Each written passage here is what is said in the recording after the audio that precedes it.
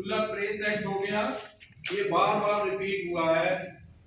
भारत में अंग्रेजी शिक्षा का विकास, भारत में ब्रिटिश पीरियड में अंग्रेजी शिक्षा का विकास।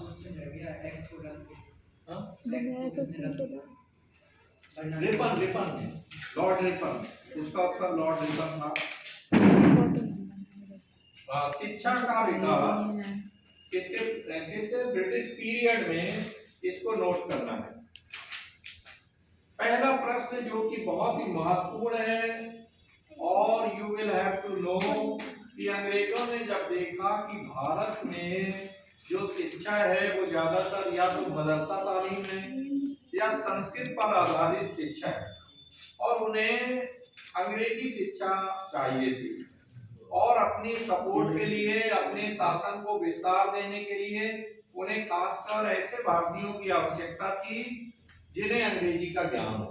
तो आप देखें, इसके लिए उन्होंने पहली बार जो 3 प्रेसिडेंसी थी, कलकत्ता, मुंबई और मद्रास, इन तीनों जगह पर अंग्रेजों ने 3 विश्वविद्यालय स्थापित किए। तो क्वेश्चन ये नोट करना है कि कलकत्ता, बंबई व मद्रास विश्वविद्यालय की स्थापना कब हुई। That is a very important question. Note करें कि कलकत्ता, बंबई व मद्रास विश्वविद्यालय की स्थापना कब हुई। ये स्थापना 1857 में हुई, जब प्रथम स्वतंत्रता संग्राम हुआ 1857 में। तो उस समय कलकत्ता, बंबई व मद्रास। अब प्रश्न उठता है कि ये 3 स्थानों पर ही क्यों स्थापना हुई। तो इसका रीजन ये है कि इन्हीं 3 जगह पर इनके हेडक्वार्टर्स थे, तो इसी के आसपास इन्होंने शिक्षा का विस्तार किया। अगला क्वेश्चन है कि 1947 से पूर्व भारत में कुल कितने विश्वविद्यालय थे। 1947 से पूर्व भारत में कुल कितने विश्वविद्यालय थे। When we got freedom 15 अगस्त 1947, तो उससे पहले भारत में कुल कितने विश्वविद्यालय थे। तो 19 थे, 19 विश्वविद्यालय थे। अब ये जो प्रश्न आपको नोट कराया जा रहा है, ये इतना इम्पोर्टेंट है, खासकर टेट, सीटेट, यूपीएससी, एसएससी सभी एग्जाम में इसका अगर रिपीटेशन देखा जाए, पुनरावृत्ति देखी जाए, तो ये बार बार पूछा जाता है। नोट करें, भारतीय शिक्षा का मैग्ना कार्टा किसे कहा जाता है। ये क्वेश्चन सबसे ज्यादा बार पूछा गया है ना। भारतीय शिक्षा का मैग्ना कार्टा किसे कहा जाता है। ये है वुड का घोषणा पत्र, चार्ल्स वुड का घोषणा पत्र 1854 में लाया गया। वुड का घोषणा पत्र, इसे कहते हैं भारतीय शिक्षा का मैग्ना कार्टा। ये क्वेश्चन भी सेकेंडरी यानी सेकंड टाइम अगर देखा जाए जो बार बार शिक्षा जगत से क्वेश्चन आ रहा है, तो वो है हंटर शिक्षा आयोग की अध्यक्षता किसने की। नोट करें, हंटर शिक्षा आयोग की अध्यक्षता किसने की थी।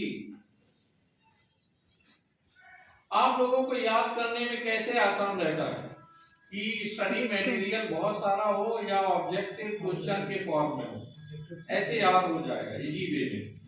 तो आप देखें, हंटर शिक्षा आयोग की अध्यक्षता किसने की। हंटर ने की, हंटर, और ये 1882 में। कब की भाई। हंटर ने 1882 में की। कर्जन ने, लॉर्ड कर्जन ने, क्वेश्चन नोट करें, लॉर्ड कर्जन ने किसकी सहायता से विश्वविद्यालय आयोग की स्थापना की। कर्जन ने किसकी सहायता से विश्वविद्यालय आयोग की स्थापना की। Sir Thomas Raleigh, sir Thomas Raleigh, और ये 1902 में, सर थॉमस रैले 1902 में स्थापना की। नेक्स्ट है विश्वविद्यालय आयोग। अगला क्वेश्चन, ये क्वेश्चन भी बार बार पूछा जा रहा है कंपटीशन में कि विश्वविद्यालय आयोग 1902 में कौन कौन सदस्य शामिल थे। विश्वविद्यालय आयोग 1902 में कौन कौन से सदस्य शामिल थे। पहला नाम है सैयद हुसैन बिलग्रामी, सैयद हुसैन बिलग्रामी, और दूसरा नाम है सैयद हुसैन बिलग्रामी, और दूसरा नाम है जस्टिस गुरुदास बनर्जी, जस्टिस गुरुदास बनर्जी। ये क्वेश्चन भी बार बार पूछा गया है कि सैडलर आयोग किसके लिए गठित किया गया था। सैडलर आयोग किसके लिए गठित किया गया था। Doctor M Sadler, doctor M Sadler 1917 में। एक प्रश्न का आप लोग जवाब देंगे कि कौन बनेगा करोड़पति प्रतियोगिता किस बात को लेकर के होती है, किसको लेकर, विषय वस्तु क्या होती है, कौन बनेगा करोड़पति। सामान्य ज्ञान पर ज्यादातर जीके के क्वेश्चन किए जाते हैं और 15 क्वेश्चन में आप 10-15 करोड़ के करोड़पति के से भी बढ़कर करोड़पति बन जाते। तो पता ये लगा, और इस समय यूपीएससी में 4 पेपर जो है वो जीके से संबंधित है। तो पता ये लगा कि जो सामान्य ज्ञान है वो सबसे महत्वपूर्ण है। आपको गणित का कम ज्ञान है चलेगा, अंग्रेजी का कम ज्ञान है चलेगा, लेकिन अगर सामान्य ज्ञान, जिसका नाम ही सामान्य है, अगर आपको जनरल नॉलेज का ज्ञान नहीं है तो ना तो आप करोड़पति बनेंगे और ना कंपटीशन में सिलेक्शन। ठीक है भाई, तो इस पे सबसे ज्यादा फोकस करना है। लिख लिया। नेक्स्ट क्वेश्चन है कि सैडलर आयोग किसके लिए गठित किया गया था। एम सैडलर 1917 में, है ना। फिर सैडलर आयोग कौन दो भारतीय सदस्य, भी नोट हो गया है, नहीं हुआ, लिख लो। सैडलर आयोग में कौन दो भारतीय सदस्य शामिल किए गए थे। सैडलर आयोग में कौन दो भारतीय सदस्य शामिल किए गए थे। डॉक्टर आशुतोष मुखर्जी, पहला नाम है डॉक्टर आशुतोष मुखर्जी, एवं doctor Ziauddin Ahmad, doctor Ziauddin Ahmad. Next question है कि सैडलर आयोग, सैडलर आयोग के मुख्य सुझाव क्या थे। सैडलर आयोग के मुख्य सुझाव क्या थे। सैडलर आयोग के मुख्य सुझाव क्या थे, इसे नोट करें। इंटर व उत्तर माध्यमिक परीक्षा, इंटर व उत्तर माध्यमिक परीक्षा तथा विश्वविद्यालय शिक्षा के मध्य, तथा विश्वविद्यालय शिक्षा के मध्य विभाजन रेखा होनी चाहिए, विभाजन रेखा होनी चाहिए। दूसरा सुझाव था कि स्कूली शिक्षा 12 वर्ष की होनी चाहिए। कितने वर्ष की? 12 वर्ष की होनी चाहिए। तीसरा सुझाव, इंटरमीडिएट के बाद स्नातक स्तर की शिक्षा 3 वर्ष की होनी चाहिए। इंटरमीडिएट के बाद स्नातक स्तर की शिक्षा 3 वर्ष की होनी चाहिए।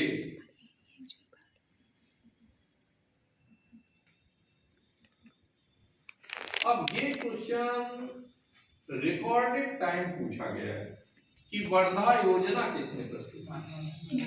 शाबाश, आप सब लोग अपडेट हैं कि वर्धा योजना किसने प्रस्तुत की थी? महात्मा गांधी ने। अब प्रश्न है कब प्रस्तुत की?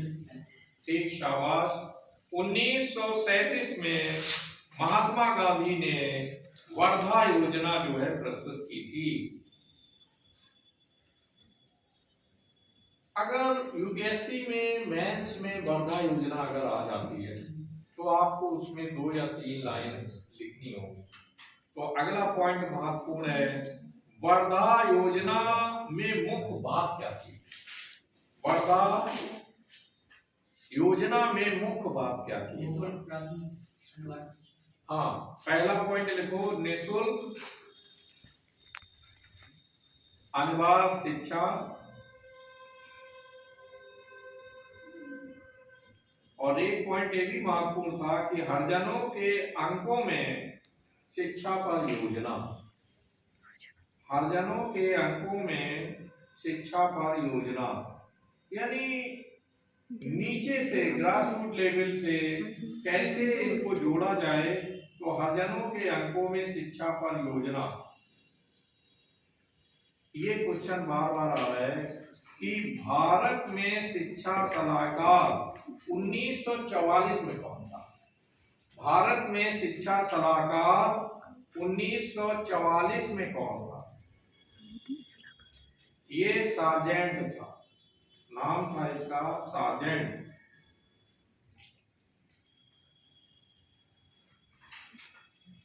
लॉर्ड विलियम बेंटिक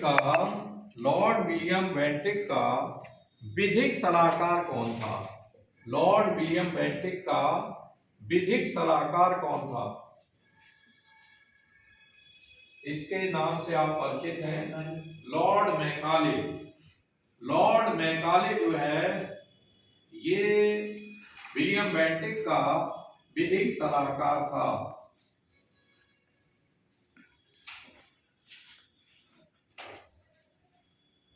अब पॉइंट नोट करना है कि 1781 में, डेट नोट करें, 1781 में वारेन हेस्टिंग्स ने कलकत्ता मदरसा की स्थापना की थी पहली बार। कलकत्ता मदरसा की स्थापना की। एक तो नाम अंडरलाइन करें और डेट अंडरलाइन करें। यहां फारसी और अरबी भाषा, यहां फारसी और अरबी भाषा की शिक्षा का प्रबंध किया गया। यहां फारसी और अरबी भाषा की शिक्षा का प्रबंध किया गया।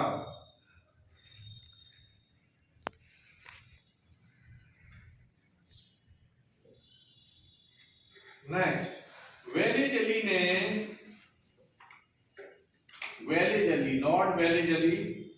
लॉर्ड वेलेजली की एक नीति बहुत पॉपुलर थी, सहायक संधि। नोट कर लें, लॉर्ड वेलेजली ने सहायक संघ की स्थापना की थी।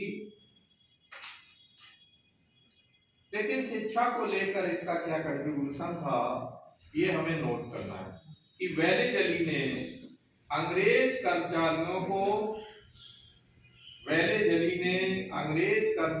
को भारतीय भाषाओं और रीत रिवाजों की शिक्षा प्रदान करने के लिए,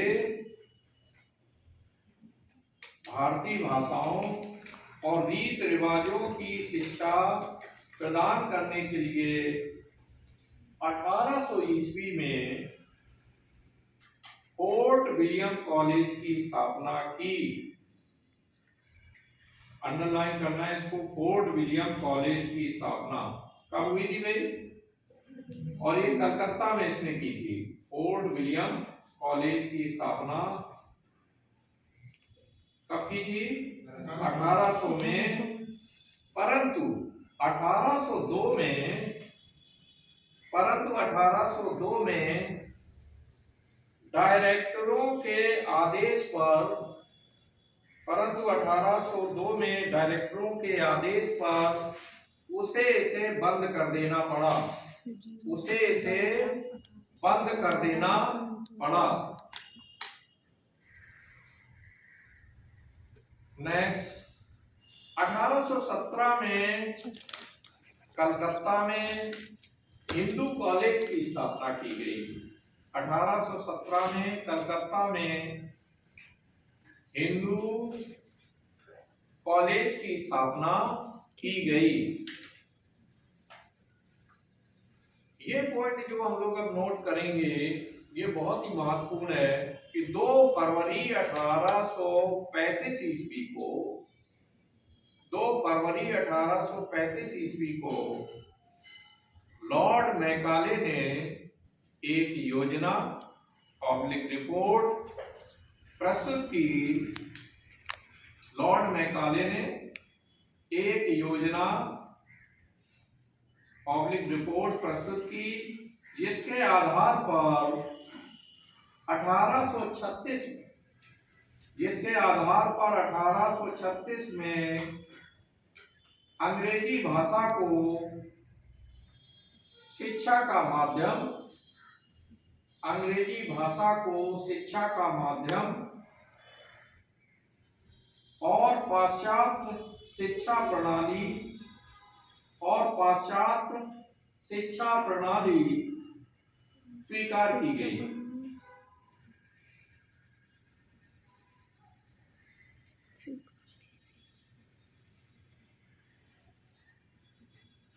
लिखो, वुड डिस्पैच के आधार पर ही, नेक्स्ट पॉइंट लिखें, वुड डिस्पैच कब लागू हुआ था?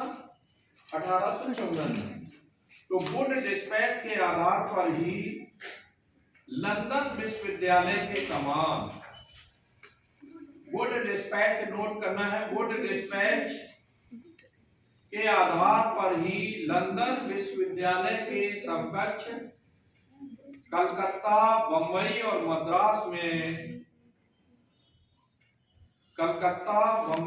मद्रास में विश्वविद्यालय खोलने की संस्तुति की गई। विश्वविद्यालय खोलने की संस्तुति की गई। किन किन जगहों पर? कलकत्ता, बंबई और मद्रास में।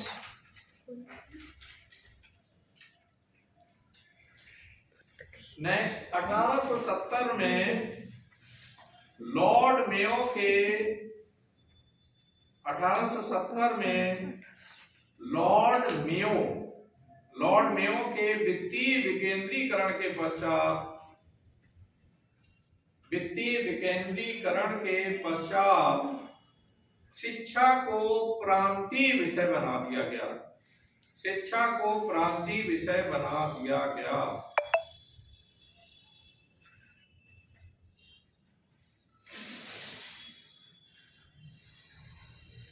Next point, Hunter commission. Hunter commission ने स्त्री शिक्षा और प्राथमिक शिक्षा पर, हंटर कमीशन ने स्त्री शिक्षा और प्राथमिक शिक्षा पर बल देने की संस्तुति की। प्राथमिक शिक्षा पर बल देने की संस्तुति की।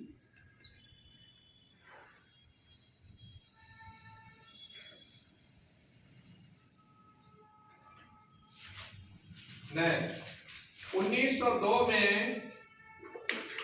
1902 में थॉमस रेले की अध्यक्षता में कर्जन ने, 1902 में लिखें, थॉमस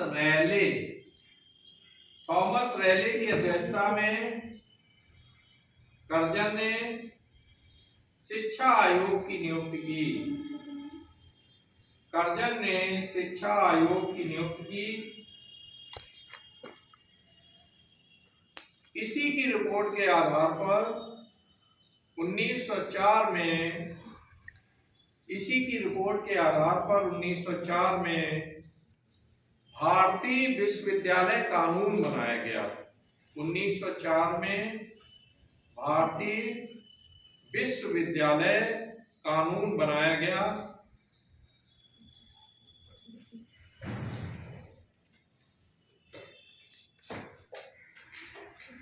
नेक्स्ट 1953 में, ये महत्वपूर्ण पॉइंट है, 1953 में विश्वविद्यालय अनुदान आयोग का गठन हुआ।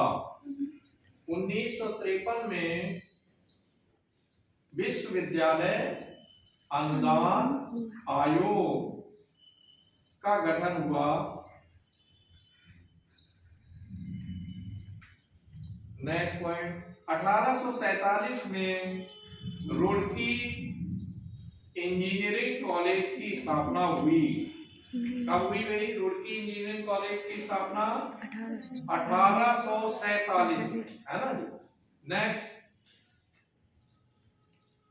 Indian institute of science Bangalore, Indian institute of science Bangalore की स्थापना 1911 में हुई।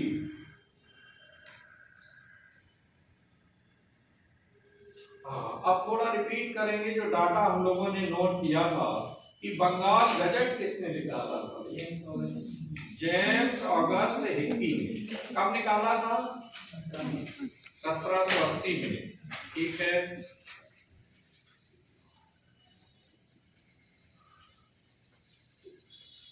भारतीयों द्वारा पहला अंग्रेजी समाचार पत्र कब निकाला गया? ये बताएं भाई। भारतीयों द्वारा पहला अंग्रेजी समाचार पत्र 1816 में कलकत्ता से प्रकाशित किया गया। इधर से ले लो। 1817 में प्रकाशित किया गया था।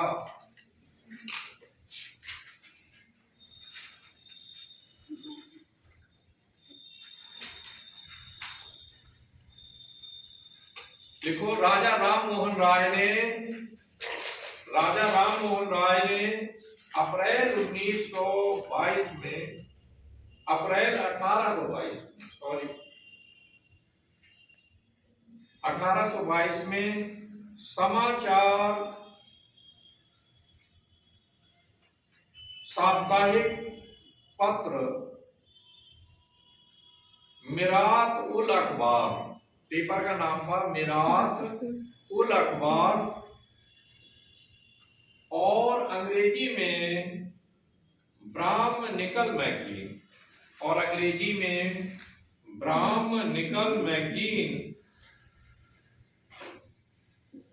1822 में निकाली। 1822 में एक समाचार पत्र साप्ताहिक और एक मैगजीन ये पब्लिश की। नेक्स्ट, राजा राम मोहन राय के सामाजिक और धार्मिक विचारों का विरोध करने के लिए, राजा राम मोहन राय के सामाजिक और धार्मिक विचारों का विरोध करने के लिए मार्च 1822 में समाचार चंद्रिका का प्रकाशन किया गया। समाचार चंद्रिका का प्रकाशन आरंभ हुआ। जैसा हम सबको विदित है कि जब कोई समाज सुधारक अच्छा काम करता है तो समाज के जो रूढ़वादी लोग हैं वो उसके विरोध में खड़े हुए। तो राजा राम मोहन राय के अगेंस्ट लोगों ने ये समाचार चंद्रिका नामक पत्र निकाला। पूछ दिया जाए कि राजा राम मोहन राय के अगेंस्ट समाचार पत्र किस नाम से निकाला गया था? नेक्स्ट है, 1823 में सरकार ने समाचार पत्रों पर पुनः प्रतिबंध लगाए। 1823 में सरकार ने समाचार पत्रों पर पुनः प्रतिबंध लगाए। इसके विरुद्ध राजा राम मोहन राय ने उच्चतम न्यायालय में आवेदन किया, लेकिन वो प्रतिबंध हटा नहीं सके। लेकिन वे प्रतिबंध हटवा नहीं सके।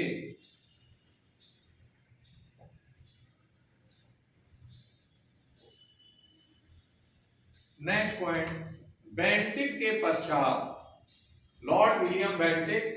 आप एक बात याद रखेंगे कि भारतीयों के प्रति जो उदारवादी दृष्टिकोण रखते थे उनमें लॉर्ड विलियम बेंटिक इनका प्रमुख नाम है। लॉर्ड रिपन, लॉर्ड रिपन भी बहुत ही उदार थे, है ना। और इसके अलावा और भी थे, जो आपने अभी एक नाम लिखा था चार्ल्स मैकॉफ, वो भी बहुत लिबरल थे। तो आप नोट करें कि बेंटिक के पश्चात चार्ल्स मैकॉफ गवर्नर जनरल बना।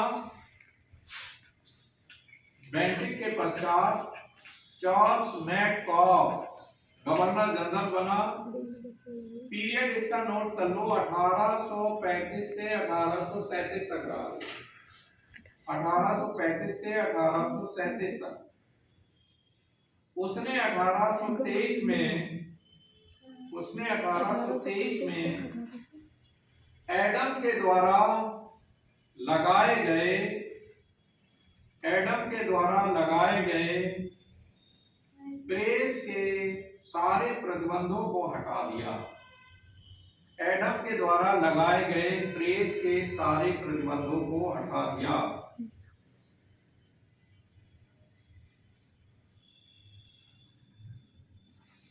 (1856) के बाद दादा भाई नौरोजी ने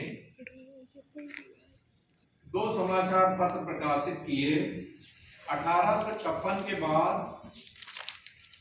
दादा भाई नौरोजी ने 2 समाचार पत्र प्रकाशित किए। रफ्त गुफ्तार, नाम लिखें, टिपिकल है थोड़ा, रफ्त गुफ्तार।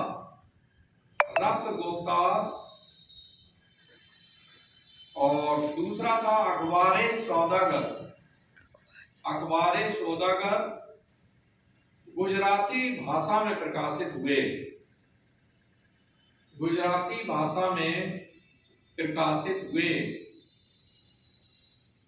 अब दादा भाई नौरोजी को grand old man of India कहते हैं। क्या नाम है इनका? Grand old man of India, दादा भाई नौरोजी। आप देखें, इन्होंने एक पुस्तक लिखी थी जो बार बार कंपटीशन में पूछी जा रही है। उस पुस्तक का नाम लिखो, poverty and un-British rule in India. Note करें, poverty and un-British rule in India. Poverty and un-British rule in India, जिसमें उन्होंने, इस पुस्तक में उन्होंने अंग्रेज जिस तरह से भारतीयों का शोषण कर रहे थे वो सारी बातों का पर्दाफाश किया कि किस प्रकार से वन साइडेड अंग्रेज जो है भारतीय संसाधनों को लूट रहे हैं और भारतीयों को कमजोर कर रहे हैं। नेक्स्ट आप लिखें, 1857 के विद्रोह के कारण 1857 के विद्रोह के कारण समाचार पत्रों पर पुनः प्रतिबंध लगा दिया गया। समाचार पत्रों पर पुनः प्रतिबंध लगा दिया गया। 1867 ईस्वी के रजिस्ट्रेशन कानून, 1867 ईस्वी के रजिस्ट्रेशन कानून के द्वारा लाइसेंस व्यवस्था को स्थायी किया गया। लाइसेंस व्यवस्था को स्थायी किया गया। अब ये पॉइंट नोट करें कि 1870 में सरकार ने, 1870 तिथि को अंडरलाइन करें, 1870 ईस्वी में सरकार ने प्रेस संबंधी नियमों को और कठोर बनाया। सरकार ने प्रेस संबंधी नियमों को और कठोर बनाया और इन्हें अब इंडियन पेनल कोड में सम्मिलित कर दिया गया। इन्हें अब इंडियन पेनल कोड में सम्मिलित कर लिया गया। ठीक है जी। नेक्स्ट, ब्रिटिश सरकार के समर्थन के लिए टाइम्स ऑफ इंडिया मुंबई से निकाला गया। ब्रिटिश सरकार के समर्थन के लिए टाइम्स ऑफ इंडिया मुंबई से 1861 में पब्लिश किया गया। 1861 में पॉइनियर एक पेपर का नाम पॉइनियर था। ये 1865 में इलाहाबाद से पब्लिश हुआ। इसका स्थान लिख लो और तिथि लिख लो। पॉइनियर 1865 में इलाहाबाद से। और मद्रास मेल, एक पेपर का और नाम है मद्रास मेल, ये 1868 में मद्रास से निकाला गया। मद्रास मेल। एक पेपर और है स्टेट्समैन, ये सारे पेपर अभी भी चल रहे हैं। स्टेट्समैन ये 1875 में कलकत्ता से निकाला गया। These all newspapers were published in the favor of British rule, है ना। अंग्रेजों के समर्थन में ये समाचार पत्र लिख रहे थे, है ना। नेक्स्ट आप नोट करें, बंगाली भाषी समाचार पत्रों में, ये बार बार क्वेश्चन पूछा गया है, इसे नोट करना है कि बंगाली भाषी समाचार पत्रों में अमृत बाजार पत्र का 1878 में अंग्रेजी में निकलने लगा। ठीक है जी, अंग्रेजी में निकलने लगा।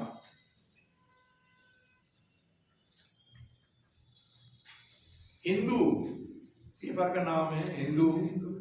1878 में मद्रास से प्रारंभ किया गया। हिंदू समाचार पत्र 1878 में मद्रास से प्रारंभ किया गया। आज अगर सिविल सर्विसेज के लिए सबसे ज्यादा कोई समाचार पत्र रिकमेंड किया जाता है तो वो द हिंदू ही है। ठीक है, तो ये याद रहेगा पहली बार कब निकला था, 1878 में। अब ये जो पॉइंट मैं नोट करा रहा हूं, ये रिकॉर्डेड टाइम कंपटीशन में आया है सभी जो हम बता रहे हैं, क्योंकि सर का 25 इयर्स का अनुभव है, अब तो 31 इयर्स। इतने समय से कंपटीशन में गाइड किया और तमाम तरह के क्वेश्चन पेपर्स को देखा, तो हमें पता रहता है कि कौन क्वेश्चन इंपॉर्टेंट है, कौन आ सकता है और कौन बार बार कंपटीशन में रखा हुआ है।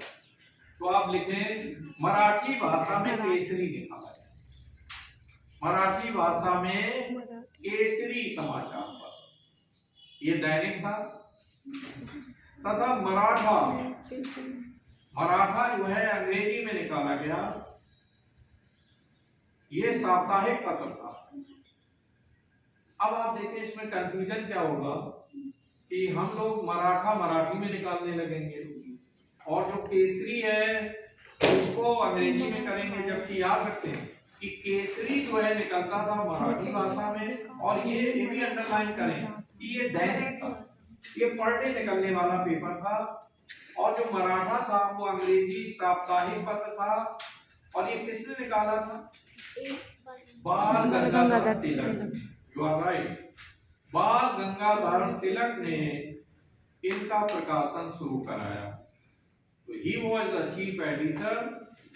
नेक्स्ट आप देखें, गांधी जी द्वारा गुजराती में नवजीवन, गांधी जी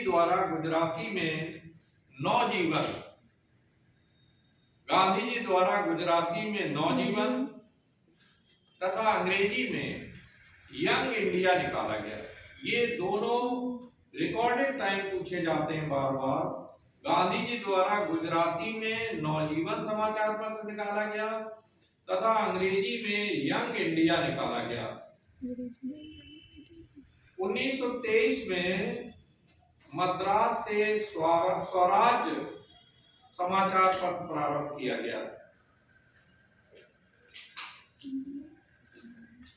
कौन सा, स्वराज पत्र जो है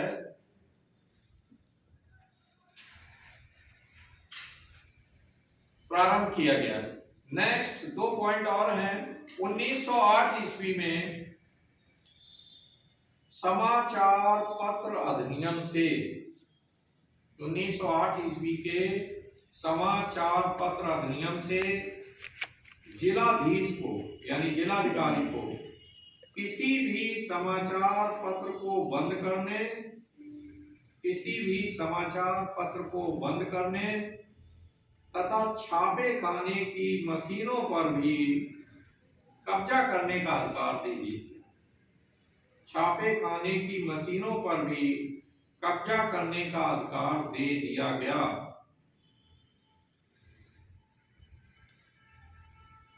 और here is the last point कि 1908 ईस्वी के इस नियम के तहत, है ना, कौन सा नियम है ये?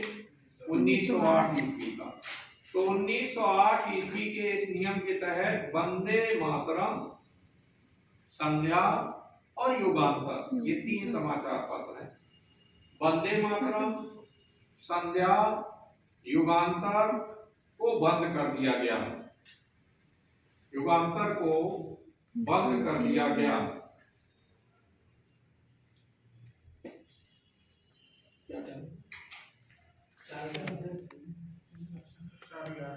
तो इस तरह से आप देखें कि समाचार पत्रों की भूमिका बहुत ही महत्वपूर्ण रही। समय समय पर जो हमारे पॉलिटिकल लीडर्स थे उन्होंने समाचार पत्र अपने स्तर से पब्लिश किए, जैसे गांधी जी ने और बाल गंगाधर तिलक ने, लाला लाजपत राय ने, सभी ने, मौलाना अबुल कलाम आजाद ने, है ना, इन सभी ने समाचार पत्रों का प्रकाशन किया और अपनी बात का, अपने तर्कों का अंग्रेजों के अगेंस्ट उन्होंने बाकायदे अनवरत लिखा। कई बार सरकार ने इनके ऊपर प्रतिबंध लगाए। तिलक को तो बाकायदे समाचार पत्र में लेख लिखने के आधार पर ही उन्हें अरेस्ट कर लिया गया और कारावास में डाल दिया गया। तो इस तरह आप देखें कि समाचार पत्रों की भूमिका देश की आजादी में बहुत ही महत्वपूर्ण है। अच्छा, आप लोग बताएंगे कि इंडिया विंस फ्रीडम का लेखक कौन?